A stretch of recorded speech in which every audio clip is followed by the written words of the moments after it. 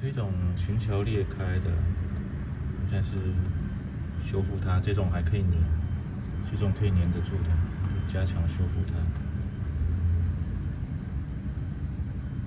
可以把弦放松之后，我们用夹具把它夹起来。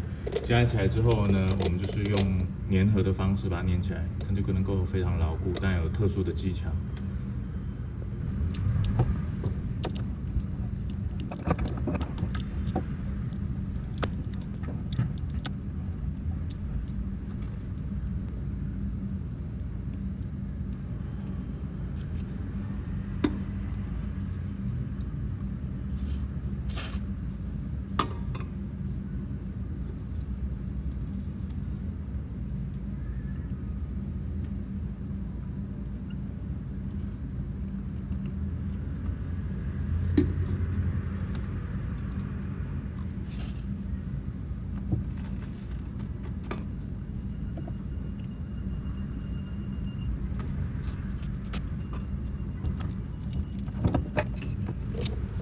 然后一步一步的把它粘过来。首先一开始粘之前，弦要先放松，把它放松，然后才能夹。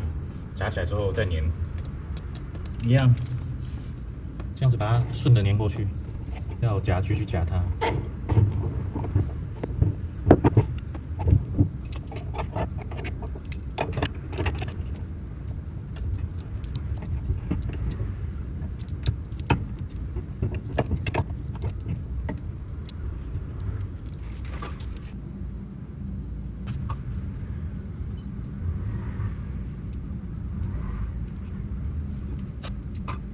然后顺着它延续下去，把它粘完就可以了。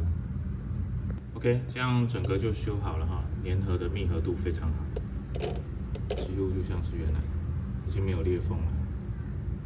这是有方法的哦。